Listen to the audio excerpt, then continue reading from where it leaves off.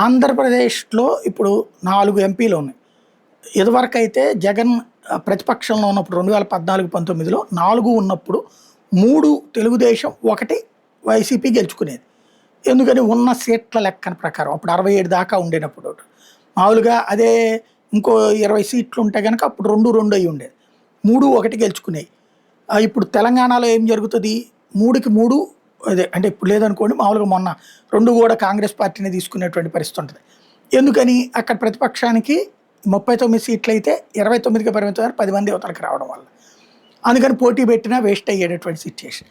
ఇప్పుడు ఒరిస్సాకొచ్చేటప్పటికి బీజేడీ ఓడిపోయింది. బీజేపీ అధికారంలోకొచ్చింది. అక్కడున్న ఒక బీజేడీకి సంబంధించి ఒక ముగ్గురు రాజీనామా చేసేసారనుకోండి. పోటీ పెడితే 2 బీజేపీకొస్తాయి. 1 మళ్ళీ బీజేడీకొస్తాయి. అందుకని అట్లా గాకుండా బీజేడీ వాళ్ళందరూ వచ్చేయడానికి రెడీలో ఉన్నారు రాజ్యసభ సభ్యులు. వాళ్ళు ఆల్రెడీ నవీన్ పట్నాయక్‌ని పక్కన పెట్టేసి మద్దతు కూడా ఇస్తున్నారు బీజేపీ బిల్లులకి. తాజాగా బీజేడీ ఎంపీ దేవాశీష్ సుమంత్ రాయ్ పార్టీ నుంచి రాజీనామా చేశారు. ఆయన పదవీకాలం 2030 దాకా ఉంది.